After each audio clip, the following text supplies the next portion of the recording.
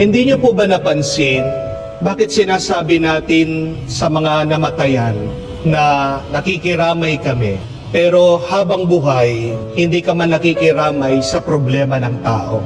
Bakit hihintayin mo pa na mamatayan siya bago ka makiramay doon sa tao? Bakit kung kailan patay na yung tao, doon natin siya sinasabihan na rest in peace? Pero bakit habang buhay siya, hindi man natin masabi na live in peace? Kung kailan nagtagumpay ang isang tao, doon natin siya sinasabihan na mabuhay ka.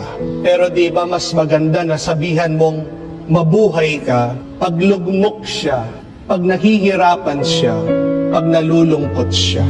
Napakarami ng buhay sa atin, pero sa totoo lang patay. Bakit patay? Dahil napakaraming hinaharapan na problema. Bakit patay? Dahil hindi sila masaya. Bakit patay? Dahil hindi sila payapa. May kasabihan nga that some people live until 25 years old and yet they are only buried when they are 75.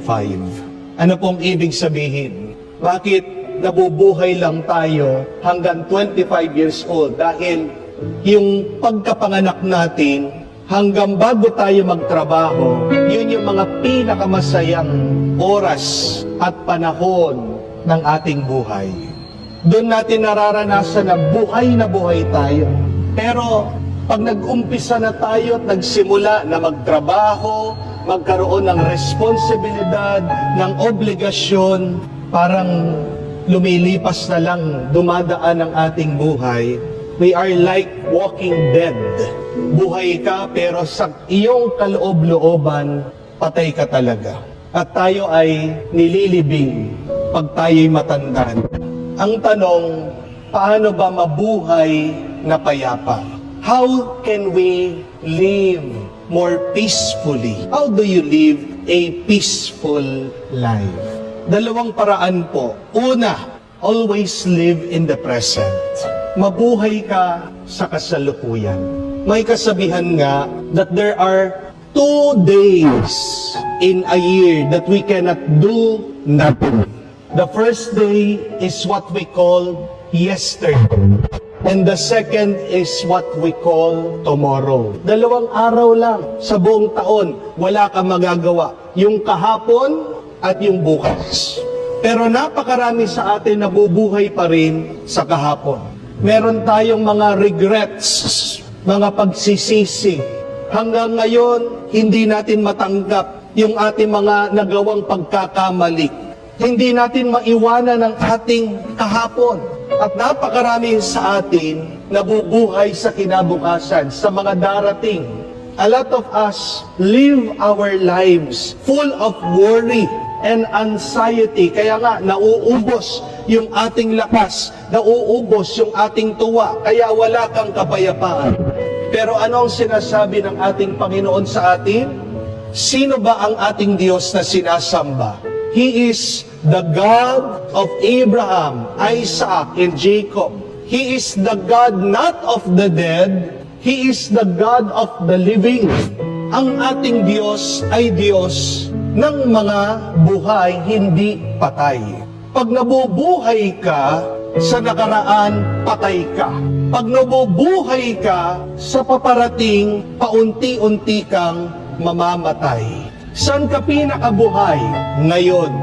My dear friends, we must learn to embrace the present moment.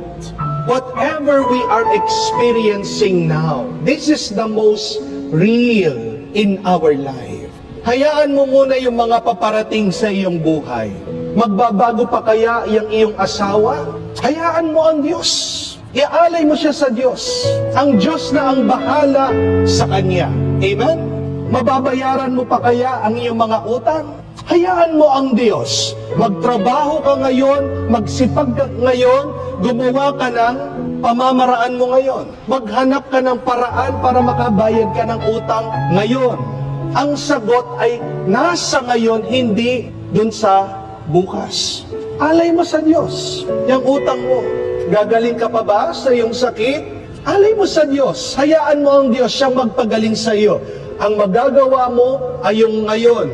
Kumain ka ng mabuti. Mag-exercise ka. Huwag kang masyadong may stress dahil nakakatulong yan sa iyong sakit. Huwag kang masyadong may stress dahil lalo kang magkakasakit sa kakaisip.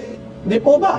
So, let us remember the words of Jesus that worry will not add another day to our life. Kahit na anong gawin mo, na isipin yung bukas, isipin ang iyong mga problema, hindi madaragdagan ang iyong lakas, ang iyong buhay, at ang iyong kapayapaan. Amen? That is the first. We must live day by day. Embrace each moment. Live in the present. But secondly, if you want to have a peaceful life, you must learn to mind your own business. Amen? Huwag mong problemahin yung problema ng ibang tao. Hayaan mo yung buhay ng ibang tao.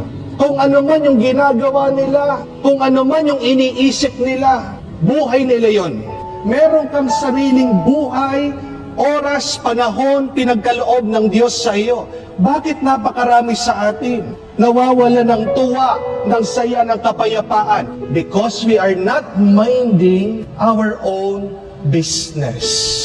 Tingnan niyo po ang mga Pariseo. Bakit walang kapayapaan sa puso nila? Kasi pakialamero sila sa buhay ng ibang tao. Hinuhusgahan nila yung mga makasalanan, pero hindi man nila makita yung sarili nilang pagkakasala. Hindi po ba?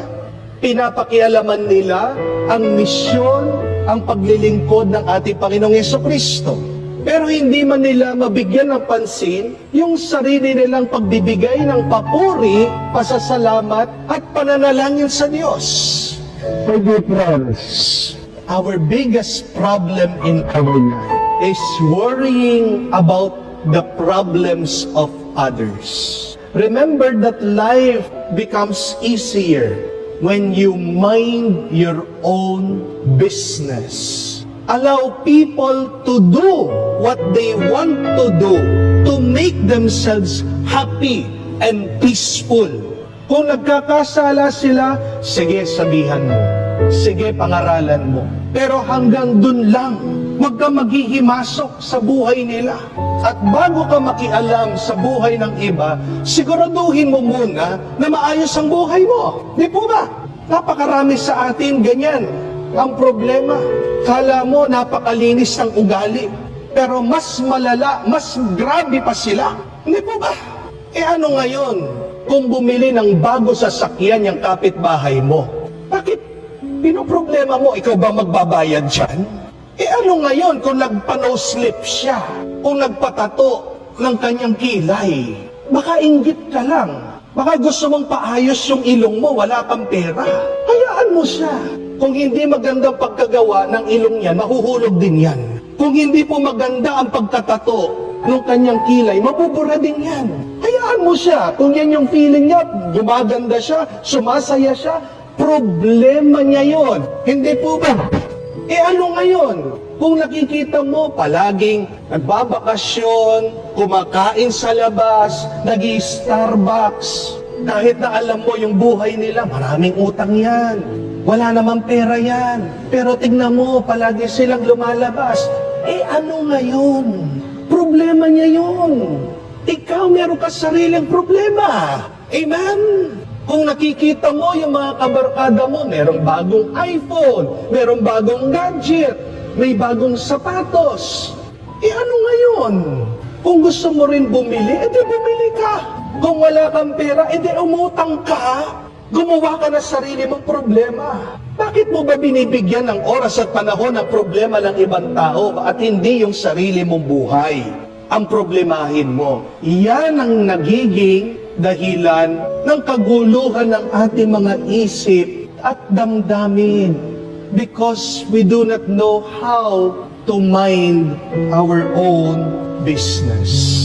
Mga kapatid, subukan niyo po ito. Kahit isang araw lang, huwag kayong titingin sa Facebook.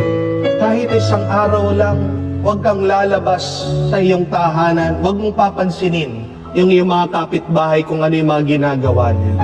Kahit isang araw lang, huwag ka muna manunood ng TV, makikinig sa balita.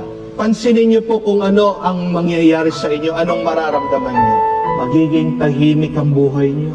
Dahil wala kang ibang binibigyan ng oras at panahon kung hindi ang iyong sarili. Bakit ba hindi umaayos ang ugali ng iba? Kasi yung sarili nila na dapat ayusin nila, hindi nila maayos-ayos. Hindi po ba? Ang kasabihan nga, when you learn to master your peace, your life will become a masterpiece. Uulitin ko po. When you learn to master peace, your life will become a masterpiece. Gusto mong maging maganda ang iyong buhay? Umpisan mo. Kapag sasaayos ng kapayapaan sa buhay mo, paano mo aayusin ang buhay mo? Unahin mo, bigyan ng oras at panahon, ano ang iyong kailangan gawin ngayon. Be present in this moment. Iwan mo ang nakalipas, hayaan mo kinabukasan. God is present today. He is the ever-present God.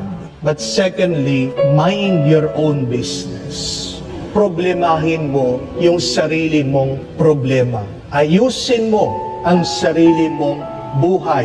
Huwag mong papakialaman ang buhay ng iba.